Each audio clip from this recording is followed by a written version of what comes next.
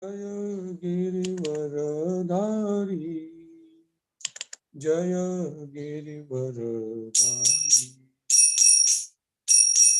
Jaya Gopi Janavallabha, Jaya Girivaradhari, Jaya Girivaradhari, Yashodanandana, Jaya Gaja Janavallabha, Yashodanandana,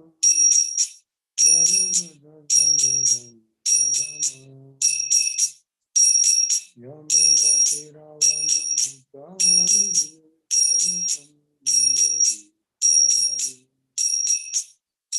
Yamuna Tiravana Kari Jaya Kundari Jaya Radha Madhava Jaya Kundari Jaya Radha Madhava Jaya Kundari Jaya Radha Madhava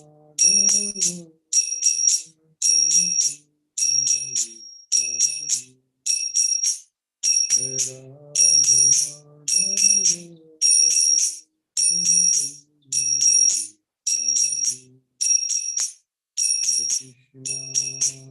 Hare Krishna Krishna Krishna Hare Hare Hare Rama Hare Rama Rama Rama Hare Hare Hare Krishna Krishna Krishna Hare Hare Hare Rama Hare Rama Rama Rama Hare Hare Hare Krishna Krishna Krishna Hare Hare Hare Rama Hare Rama Rama Rama Hare Hare Hare Krishna Krishna Krishna Hare Hare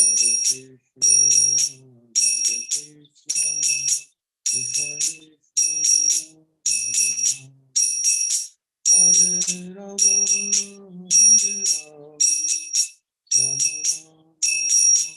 Hare Hare Hare Krishna Krishna Krishna Hare Hare Hare Rama Hare Rama Rama Rama Hare Hare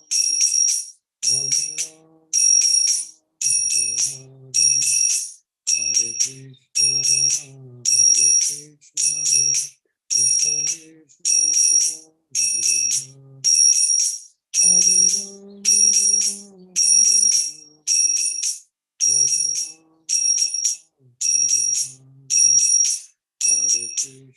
Hare Krishna Krishna Krishna Hare Hare Hare Rama Hare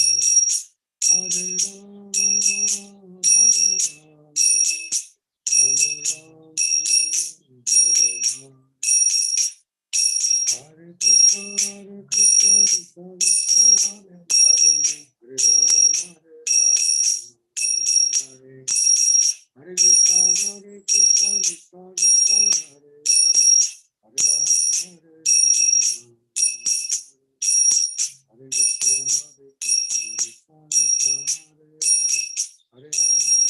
Hare Hare Rama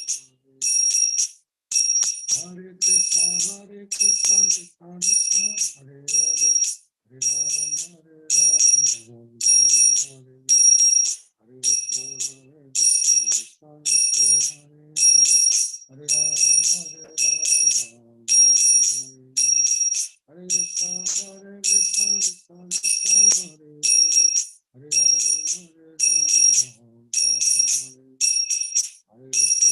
Krishna Krishna Hare Hare Hare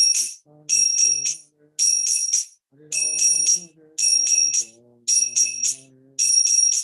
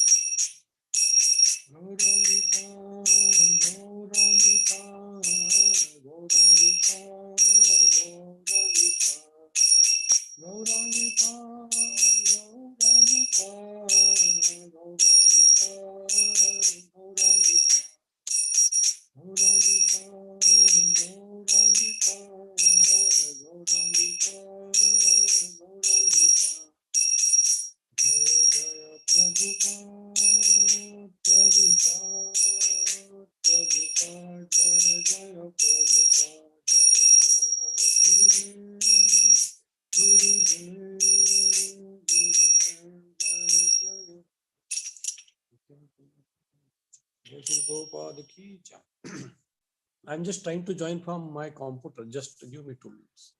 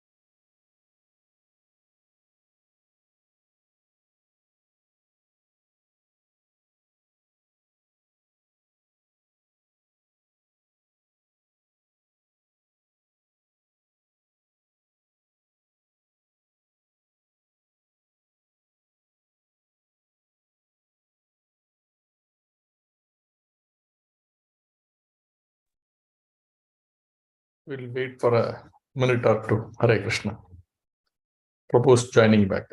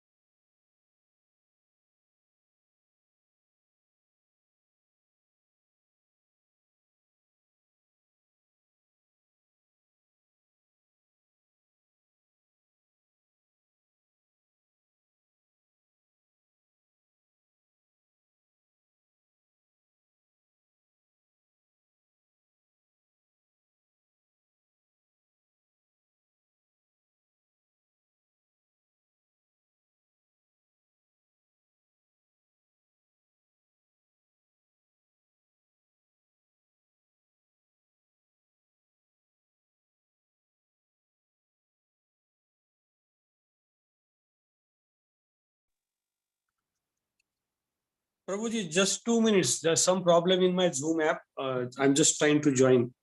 Sorry for that. I think it will work now. Just it's working. Sure. Sure.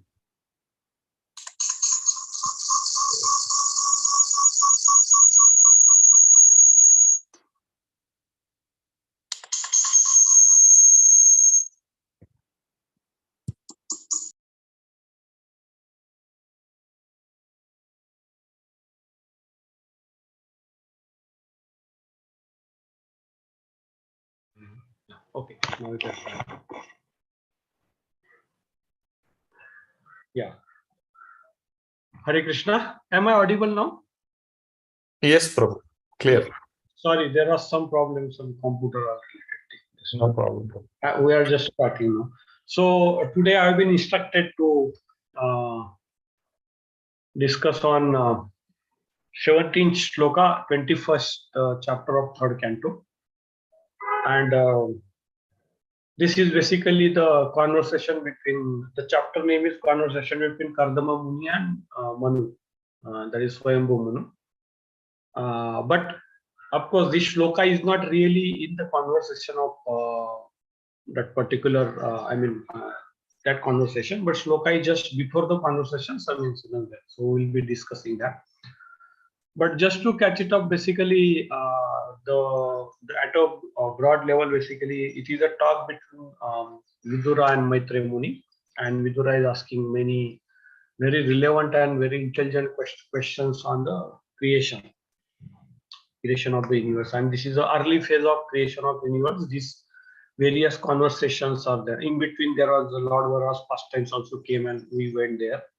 And then again, the conversations are getting resumed. And here, basically, in this particular chapter, the Kardama Muni was basically, he is one of the Prajapati, and who has come from the body of Brahma, mind of Brahma rather. And there are Manus, Prajapatis came from Lord Brahma, and then basically Lord Brahma is a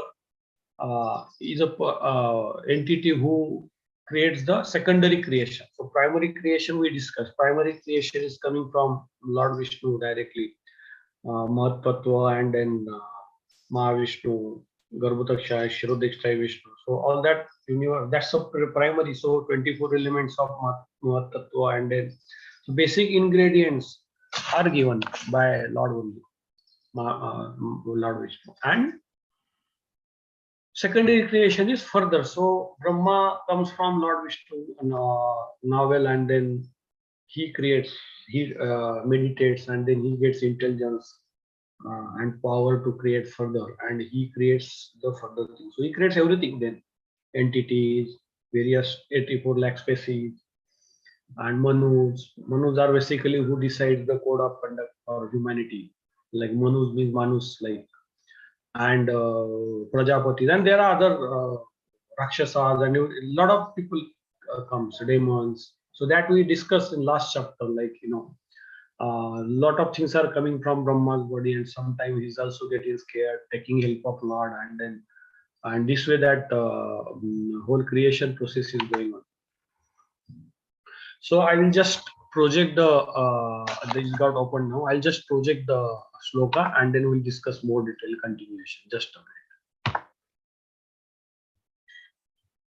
Just a minute.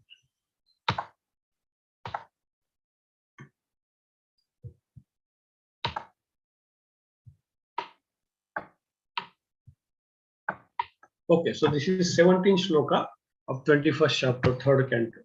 Lokansha lokanugatan pashunsha hitva sritaste charanat patram parasparam tadguna sadvadasido viyushanirya pitdeha dharmaha. Okay, so word to word translation by Silpumupa. Lokan, worldly affairs. Cha, and Lokanugatan, the followers of worldly affairs. Pashun, beastly. Cha, and Hitva, having given up. Srita,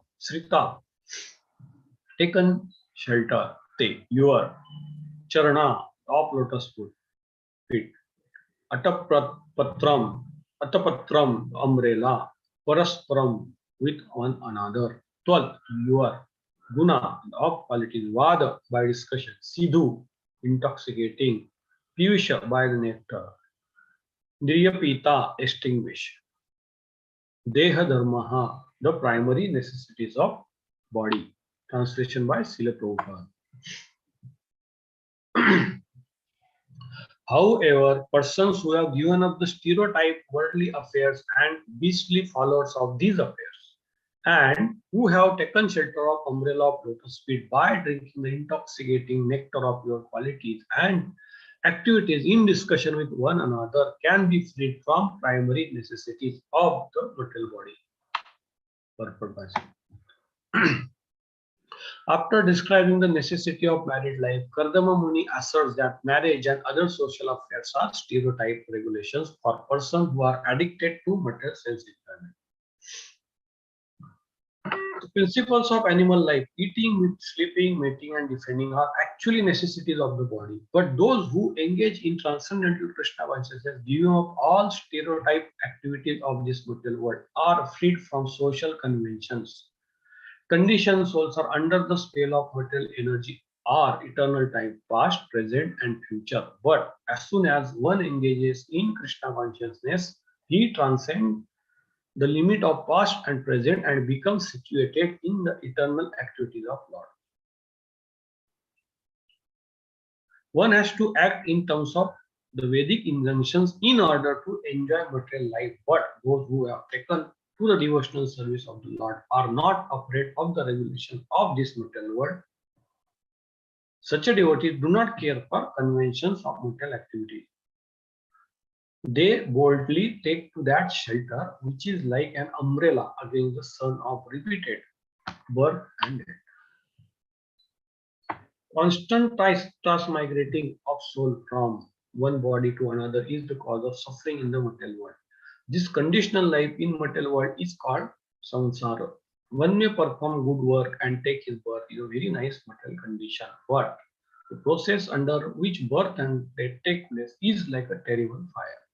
Sri Vishwanath Chakravarti Thakur in his prayer to the spiritual master has described this.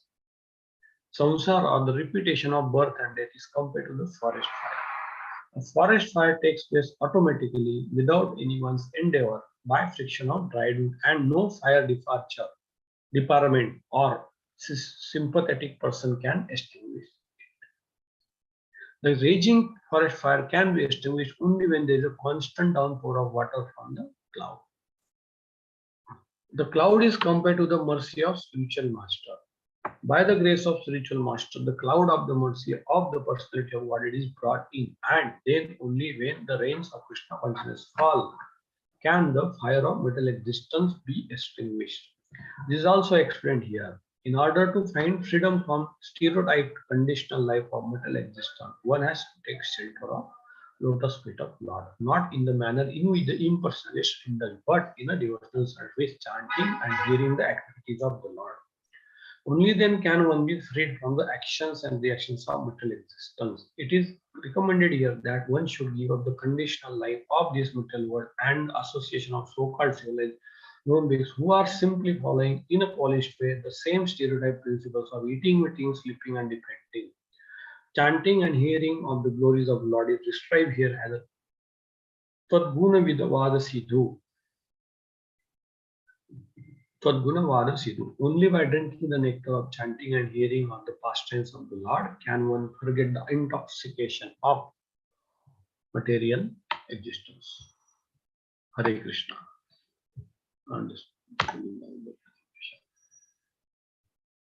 Yes, so we'll continue the shloka shortly, discussion shortly.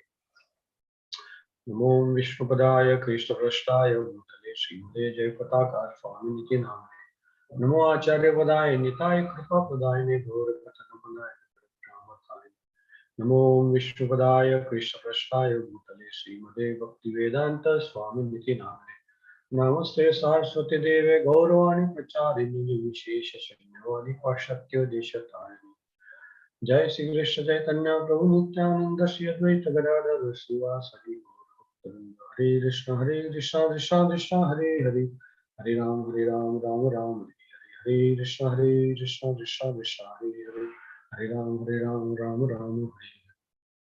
Srila Prabhupada ki jai. Okay, So we'll continue the shloka. So I was just mentioning about Kardama Muni, who is a Prajapati. He is one of the Prajapati coming from Lord Brahma's mind. And Lord Brahma is in the process of secondary creation, which is getting discussed in last some chapters in third canto. That is being narrated by Maitreya Muni to Vidura. And there are various conversation and personalities and characteristics coming and going as a part of that particular incidents. So last chapter was like a discussion between I think Shauna Krushi and Sutta Goswami, and then now it is coming to back to actual. So Kardama Muni is basically praying. Kardama Muni meditated 10,000 years on the Lord to see the Lord and to get that capability of other progeny.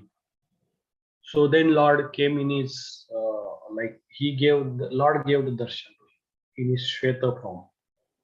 That's a reference given here because this was in Satyuga, and that is also the early phase of the creation of the universe, because in one day of Brahma there are 14 Manus. So here we are talking about Swayambhu Manu, which is the start of the first Manu and the start of the creation, and then there are 14 Manu. That goes on. So here it's like at the dawn of the creation. That's what Prabhupada is finisher. It's a dawn of the creation. This is being happening early, and this is a sorry. Kardama Muni is basically started meditating, and Lord was very happy with him, and Lord gave the darshan. So basically, Prabhupada mentions in the not in this shloka but earlier shlokas like meditation, because he was a yogi. Kardama Muni was a yogi. Okay, but of course, yogi cannot do the real yoga, Ashtanga yoga, without a devotion. That's the whole crux. We need to understand that. And Prabhupada is bringing that point in various Bhagavad Gita also and Bhagavatam also. And here, the Kardama Muni was actually meditating on Lord, and Lord came, and that's the perfection of the yoga. So that's the real incidence here, like where the culmination of all our siddhis or yogas or whatever yogas follow. Ultimately, it has to result into worship of Lord or devotional service to Lord or connection to the Lord. Then it's the perfection. So here also Kardama Muni is actually experiencing that where he is in this. Now Kardama Muni has been given by Brahma. Brahma also was very happy with it because very sincerely he was following the instructions of Brahma without deviation. That's also mentioned somewhere. So now this is a context, and then Swayambhu Manu has to come later in this chapter where Swayambhu Manu offers his daughter to Kardama Muni, that is Devavati, and they marry, and then further progeny is created. And the son of Devavati and Kardama Muni is basically Lord Kapila, who is the incarnation of Lord, and he gave the original Sankhya philosophy, not the recent Sankhya philosophy, which is the impersonalist philosophy. That's Mayavad philosophy. That's not authentic, is what Prabhupada clearly mentioned. But that original Sankhya philosophy is basically, it's a Sankhya philosophy and devotional service. Both things are given by Lord Kapila. That's the philosophy, Lord Kapila. Lord Kapila is the son of God. So that's the connection now. So Kardama Muni has a great task, and then creating the progeny, and then Lord has to appear in this couple, with this couple, and then big things has to happen, and that's the creation. So that's the ongoing of creation, right? So what is the point discussed here? So before getting to that point, I'll just complete the preamble. So we are connected now. We are established a connection of understanding how where is this incidence, right? Now then Kardama Muni meditated, Lord is coming, and this is a conversation between Lord and Kardama Muni. So this particular shloka is spoken by Kardama Muni to Lord. Like Kardama Muni is basically authenticating the importance of devotional service, to keep it simple, right? So earlier shlokas is telling that just one shloka before that, Kardama Muni is saying that you please arrange to make me into married life, so that I start creating the progeny. Now why Kardama Muni, being a yogi, has to get into married life? It is not for sense enjoyment. It is a task, and it is a that's a duty of Kardama Muni. So that's why he is not asking for sense enjoyment. But in general, he is referring to the people in general also, where married life is allowed as a part of Vedic karma kanda, Vedic philosophy. What is that? So basically, so let's understand more on this, and then this shloka is putting the flash on that. So basically, Prabhupada is mentioning in this shloka, and I just read that translation. Just a minute. Lokansha Lokanugatan Pashunsha Hitva Srit. Just a minute, it's got disappeared. Some problem in my computer. Frequent problem. Hitva Sritasve Charanat Patham Parasparam Tadvutvada Siddhu Piyusha Nirya Pita Deha Dharmaha. So translation says, however, person who has given up the stereotype worldly affairs and the beastly followers of those affairs, and who has taken shelter of umbrella of the lotus feet by drinking the intoxicating nectar of your qualities and activities in discussion with one another, can be freed from primary necessities of material body. So Kardama Muni is asking married life for him to Lord to continue the progeny. But Kardama Muni is at a very different platform, and it is his sincere service to the Lord to have the progeny. That's fine. But he is referring married life and all this as a stereotype. What is the stereotype? So let's understand this now. Very important. This shloka, it actually looks to be very simple, but it's very important shloka. It is actually giving the very summary of Bhagavatam, because Bhagavatam is rejecting all sort of these stereotype religions. Dharma, Artha, Kama, Moksha. Because see, we have seen purpose of creation. We have seen why living entities is here. Living entities are here to satisfy his material senses, material desires, which is nothing but the revolt against the Lord. And we don't want to really serve the Lord. That's a false ego. Under the influence of false ego, we are trying to do all these things here, which is not our natural dharma. What is our natural dharma? Our natural dharma is basically to serve the Lord. Enjoyment is there anyway. Our nature is Satchidananda, so it's there. But then we, in our natural state, soul in his natural state, in original dhamma, spiritual dhamma, he takes all enjoyment in serving the Lord. There is no other enjoyment for him. He enjoys serving the Lord. Other than that, anything other than that, any attempt of satisfying self is a material life. That is unnatural. That is why we are here. In material world, it's an unnatural dharma. Although in material world also Lord has given the so-called dharma. Varnashrama system, dharma, artha, kama, moksha. This is all is basically secondary dharma. That's what clearly mentioned. Stereotype. Stereotype means what? It's not that it's bad or it's wrong. No, nothing is wrong there. Lord only has given Varnashrama system. Lord only has suggested, dharma, artha, kama, moksha. That is for a general mass of people. So Kardama Muni is immediately, last shloka is asking for his married life. That is because it's for duty. But he is referring that as a desire of common population, where people are interested in sense enjoyment. And they are very less interested in serving the Lord, which is unnatural. The desire is unnatural. But the next shloka, this current shloka, what we are discussing, Kardama Muni is clearly clarifying the doubt, clarifying the thing that actual dharma is to serve the Lord. What is that? He is mentioning that here.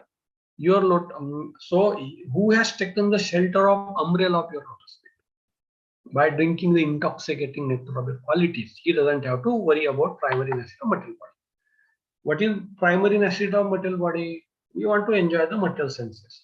So the ahara bhaya nidra maituna. Ahara, bhaya, nidra, maitun. These are the primary necessities of material body. Beyond these necessities, all concocted necessities. Or even this also is concoction. Even ahara, bhaya, nidra, maitun also is a concoction of the soul. Of course, it's a necessity of body. Because we have got body, we have to fulfill this. That's right. And since we are thinking we are bodies, we have to fulfill those bodies. And if desires are not fulfilled, we feel dissatisfied. So that way, it is a necessity of body. but it is not a necessity of soul in its original constitutional position. Ahara bhaya nidra maitun is not necessity of soul, it's necessity of body. But since we are attached to body, we are compelled to fulfill those desires. Now this is what we need to understand, and we have been discussing that key to Lord is very merciful in satisfying the desires of living entities. Even though they are material and they are not good for those living, he knows that. But he has made this material world in such a way that living entity can satisfy these material desires slowly, get fed up with that, or get saturated in, when I say saturated, get to understand that this is not my natural dharma, satisfying the material desire.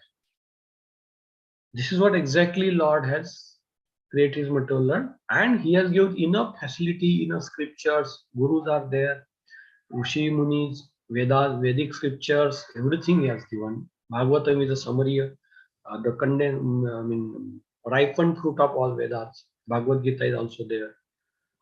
There is very clearly giving that path also, that option also, that choice also to us, where we enjoy this so-called material life, enjoy our senses, slowly get detached from that and take up the devotional service of Lord naturally, which is our natural state. So that is also given. That is why we are here. That is what we are trying to discuss. The whole purpose of Bhagavatam is to make soul attached to the Lord's feet, lotus feet, and surrender and get into his original constitutional position. The whole Bhagavatam says. That's why Bhagavatam it is said. Like the Bhagavatam is defeating all sort of cheating religions. Kaitava dharma. Cheating religion means not that they are not really cheating that way, but they are like a secondary. When I say cheating religion means all sort of cheating religion, which doesn't, so any religion which doesn't take one soul to lotus feet of Lord is cheating religion. In a very stricter sense, what Bhagavatam is very candidly coming to the point. So whole Bhagavatam is full with this. You see any incidents, any pastimes of Lord, any pastimes of his devotees, and whole Bhagavatam pastime, everything is coming ultimately to the shelter of Lord. Demons are taking shelter of Lord and getting liberated. Demigods are taking shelter of Lord and getting liberated, or they are getting into elevated or sometimes falling down.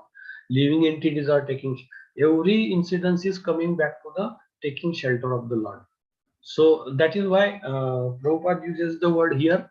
He translates it very clearly. The neck. Sorry, just a minute. I'm just trying to. By drinking the intoxicating nectar of your qualities. So, intoxicating nectar, very important word. Intoxicating. Now, why Prabhupada is saying intoxicating nectar? Prabhupada is saying he is translating from the shloka, so it's very clear. So, Sidhu means intoxicated. See, already we have intoxicated by bodily needs. That is one type of intoxication. We, living entities, are intoxicated by the bodily need. The intense desire to satisfy the material senses. That is already intoxication. Now, living entity cannot remain without desire, and living entity cannot remain without enjoyment. And so this is naturally achieved by, in his natural form, by serving the Lord. That is also intoxication. So this is higher intoxication. It's clearly written in version. This highest intoxication for living entities go to his original constitutional position, Satchidananda, Ananda. So like fully in a very higher blissful stage. And that is achieved by serving the Lord. Because it said here that he is taking the lotus feet umbrella of the, taking shelter of the lotus feet umbrella. Umbrella means the word is used there. Here is umbrella. So umbrella means basically Attapatram. Attapatram means umbrella. So what is this umbrella? So umbrella is basically to take shelter. Why we need umbrella? To take shelter from the rain or scorching sun.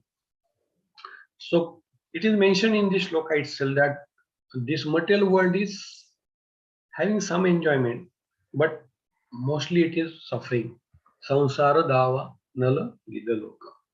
So this samsara. Prabhupada mentioned samsara means the janma mrityu jara vyadhi. Samsara means material world, and that is characterized by janma mrityu jara vyadhi. So that's all. That's the end of it. Now we take birth and go to end. All things in between these two. We try to enjoy something, we get some material enjoyment, but more of a suffering, and all this scorching sun keeps us scorching. So this is a material world. So it is characterized Janma Mrityu Jara Vyadhi. Now we cannot be satisfied in this type of atmosphere where there is a perennial Janma Mrityu Jara Vyadhi, and plus three tapas are anyway there, additional.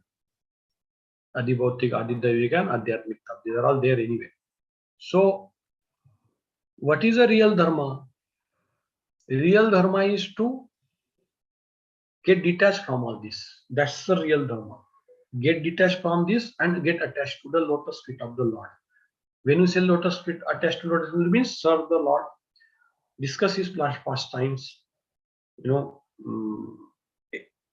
the pastimes of the Lord. Everything related to Lord. Okay, so this is the umbrella, means basically it gives the quenching effect in this scorching sun of the material world. So why Kardama Muna is bringing this point immediately? After one shloka before he is telling, I want to get into material life, married life. But that is, Kardama Muni was at very exalted stage. He was having that very task of generating progeny. So no problem with Kardama Muni, but he is representing sort of, typical material world where people want to enjoy. So that path also is given. That is stereotype. Stereotype means what? That's the Prabhupada translated stereotype. Stereotype means which is majority people will follow, which is just routine, and it is just standard, very standard and very sort of, we use this word stereotype. It's a standard formatted thing, not much to be excited about it, and just routine thing, but nothing wrong in that. But it's just routine, and that's what Kardamuni said. This is all stereotype path. Even though it is enjoined by Vedas, the Dharmartha Kam Moksha and all these ashramas, one ashrama system enjoyment Vedas, all karma kandas are there. Although it is not irreligious, it is religious, but it is a stereotype, standard, and one may not achieve the desired goal.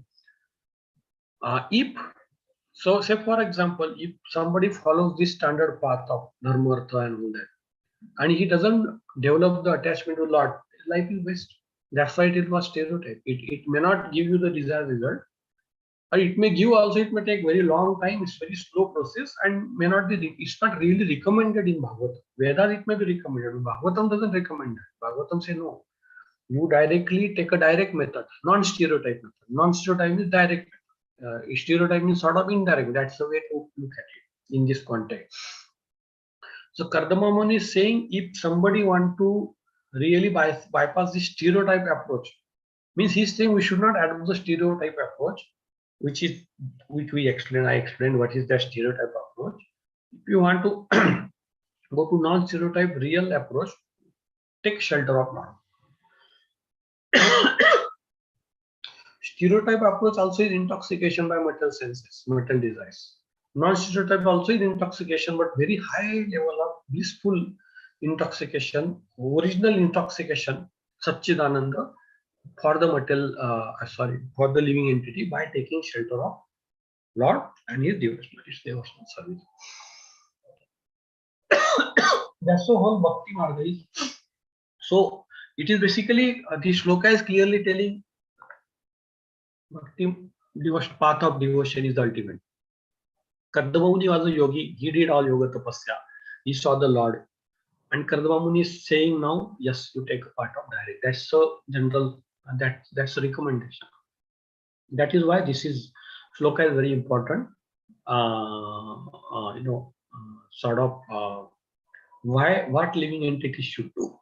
we should not be worried too much on, and it's mentioned here that this sort of devotees, this sort of souls who has taken this non-stereotype path, who has taken the taken the shelter of lotus feet of the Lord, really doesn't have to worry about material regulation and regulation. Why? Because they don't want to really get into this material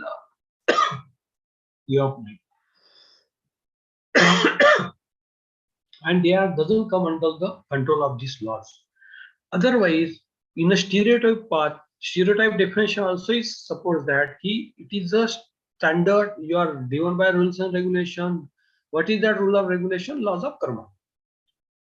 So whole material world is driven by laws of karma. There is no deviation there. There is no deviation in laws of karma. We do good karma, we get good. We get bad karma, we get bad. Sense enjoyment comes and go. Now whatever you are supposed to get by the providence you get based on your karma. That is a stereotype. It is also religious. It is also recommended Vedas, but it is not recommended by Bhagavatam. And in this case, Kardamudi also supporting the whole spirit of Bhagavatam, where this is not a path for living entity. That's why whole Bhagavatam comes into picture. Otherwise, where one can get stuck into Vedic Karma Kanda, Upasana Kanda, like Jnana Kanda, like that. So one may get stuck there. But Bhagavatam is basically gets into directly devotional service, where the living entity can find the relief from the scorching sun, that is a samsara davana. Now, how to do that? So yes, we understood, suppose, yes, devotional service. So we know that very well. Yes, we need to take a shelter of Lord's pastimes. We need to take a shelter of umbrella of Lord, but it is not just directly we get it. We get that umbrella through Guru. Prabhupada mentions it in the purport. Who gives that umbrella? Of course, Lord want to give. We want, but Guru actually or factually gives that or facilitates that to get that umbrella, and we know that very well. How? Like we have to surrender to Guru first, and Guru has seen the truth. Guru knows, and by Guru's mercy, we get the Lord's mercy. That is what whole Vaishnava philosophy is rest with. It's very clear.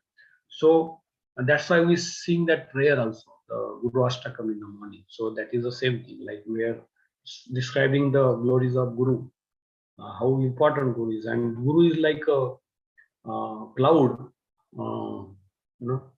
who holds a lot of water of rainwater or whatever you call, as a mercy of Lord, and He showers onto us. Through Guru we get that. So to quench the fire, we need water. That water we get from water is nothing but rainwater is nothing but the mercy of Lord. But we get it through Guru, and Guru's mercy also required to give we to get that. So this is the way Prabhupada has sort of explained the very crisply, and then he is very clear in explaining also. We should not worry too much about material necessity. Of course, they are necessary, but we should not worry too much about rules and regulation of the material world. When I say worry, means we need not get stuck by that. We should not get limit ourselves. We should do whatever is minimum required. Yes, Sharir Dharma, Sansar Dharma, whatever is there, we do that. It's part of the life. But once you get attached, so our focus should be on taking the shelter of the Lord's lotus feet umbrella. Once you take that shelter, we really get intoxicated in a transcendental way, transcendental intoxication, and we forget the intoxication, so-called material intoxication. We forget that, and once we forget means we get detached from that.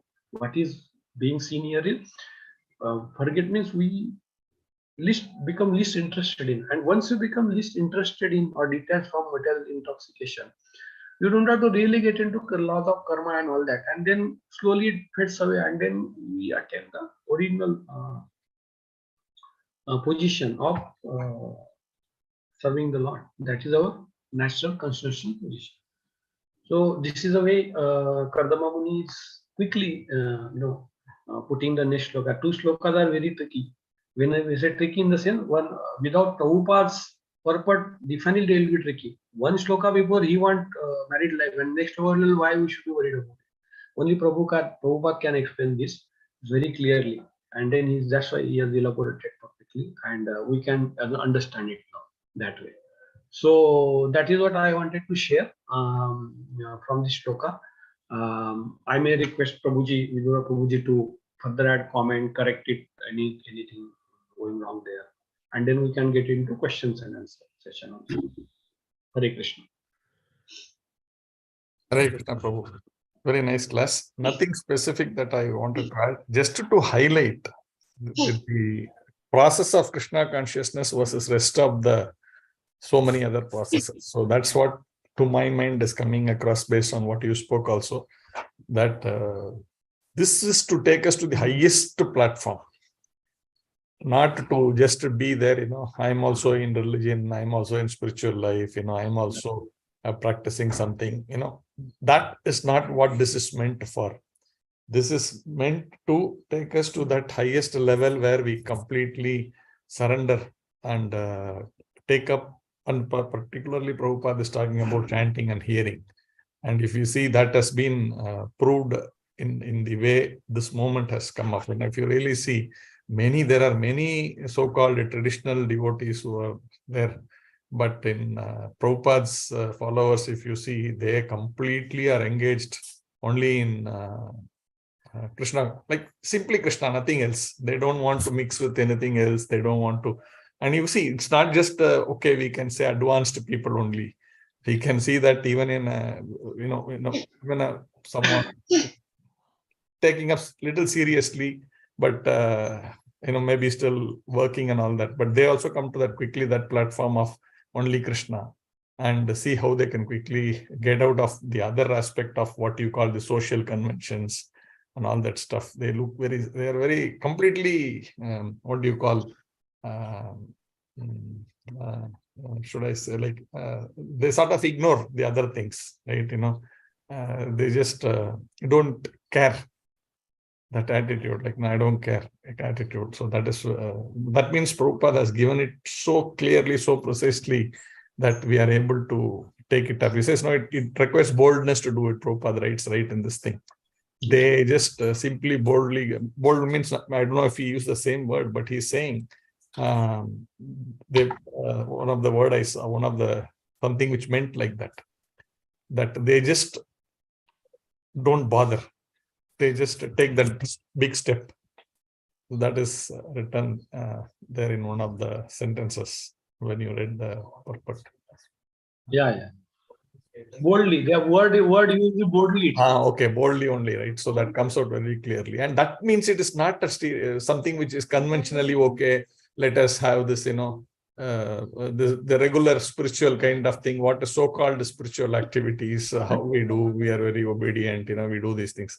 Here it is like complete surrender. I don't care. I only spend anything and everything of my energy, my money, my thing only for Krishna, nothing beyond. And that may not look like very traditional, very whatever, thing, but they go beyond that.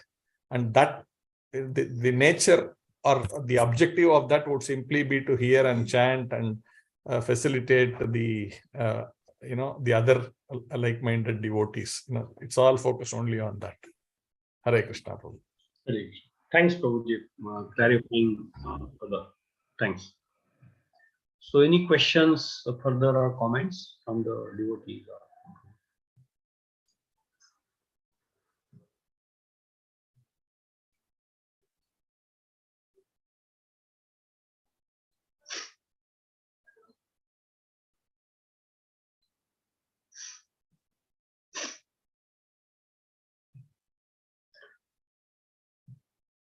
So basically, further through this chapter, the conversation between Swayambhu Muni and Kardama Muni starts happening towards the end of this chapter. Till that time, there is a conversation between Lord and Kardama Muni.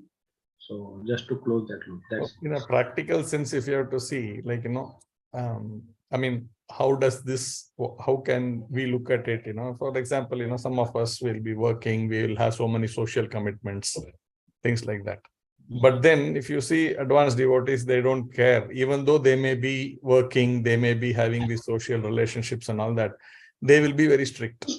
They will say, this is what it is. Like, I don't eat non-prasadam, or I don't, I go in a Vaishnava, like I present myself as a Vaishnava. I don't simply do like, be like everyone, like stereotype outside in that group, but only in the temple or in the devotee group, I will present myself as a Vaishnava. They don't care. They may be in very high positions, or they may be in whatever condition, but they are very clear with their thing. They will say, I don't eat non-vegetarian, I don't eat onion garlic. They are outright. They don't be what do you call diplomatic in that. And of course, most basically in different aspects of that, presenting as a Vaishnava. They don't have this thing. As we advance, and we are seeing this. Sometimes some of us may find it little uncomfortable initially and all that, but then you see over a period of time, they become comfortable. Right from the way we present, right from, it could be dress, or it could be the other habits that we have, or prajalpa, like,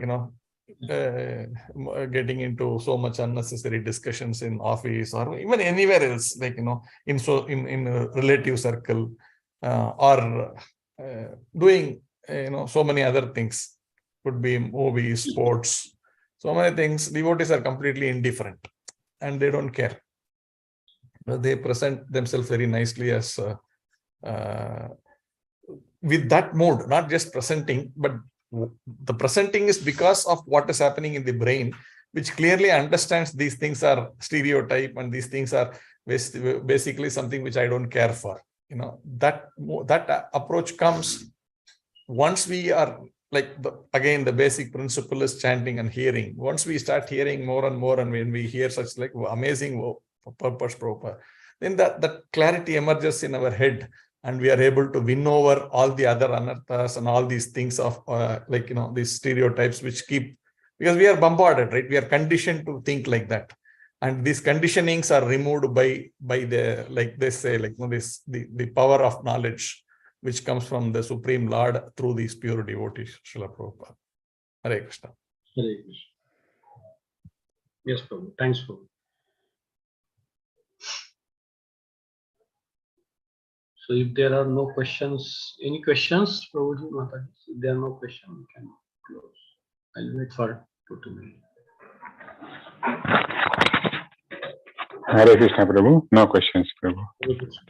Very nice class, Prabhu. Thank you very much. Dandavat Pranam, Prabhu.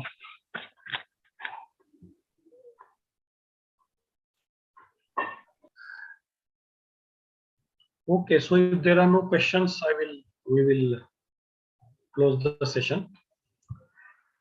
Srimad Bhagavatam ki jai. Srila Prabhupada ki jai. Just on, this, I'm tempted to say these things. Here he writes, right, initially about for that pure devotee, even the basic necessities also are not really a big thing. But we can actually see that in real, like with Prabhupada himself or some of his advanced disciples, right? They defy logic, they defy bodily logic, they defy material existence.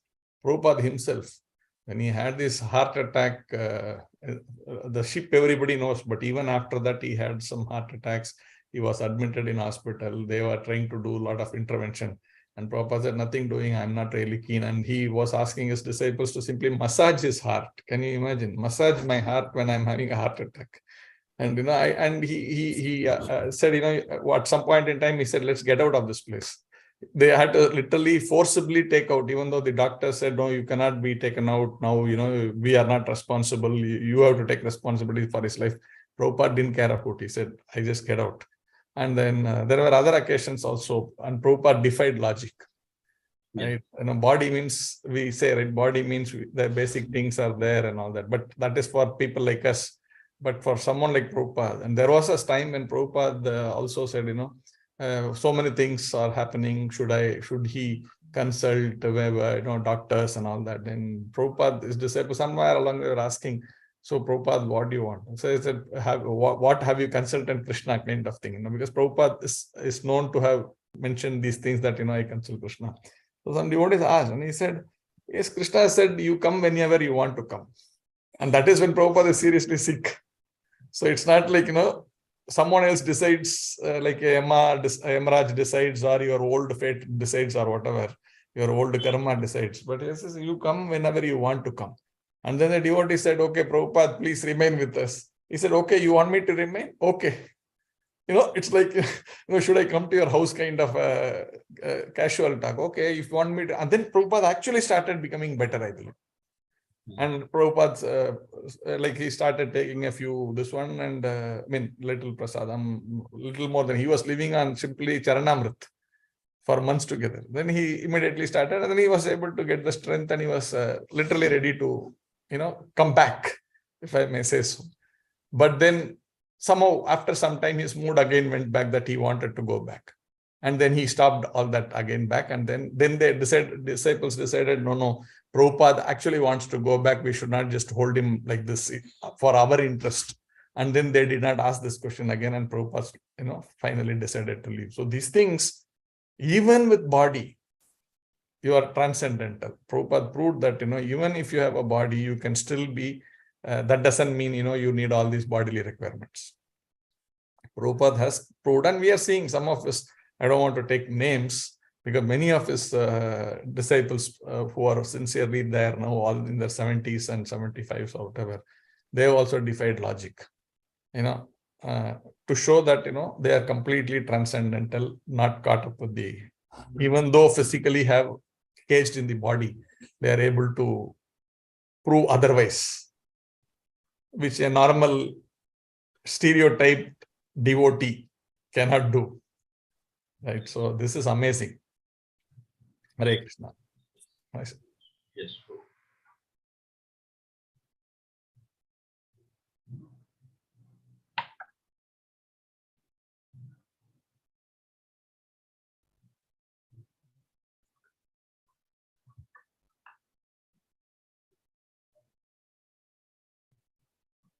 Okay. So I think we'll close the session. Thanks, Prabhuji's, Mataji's. Thank you, Prabhu. Hare Krishna. Hare Krishna. Srila Prabhupada ki jai.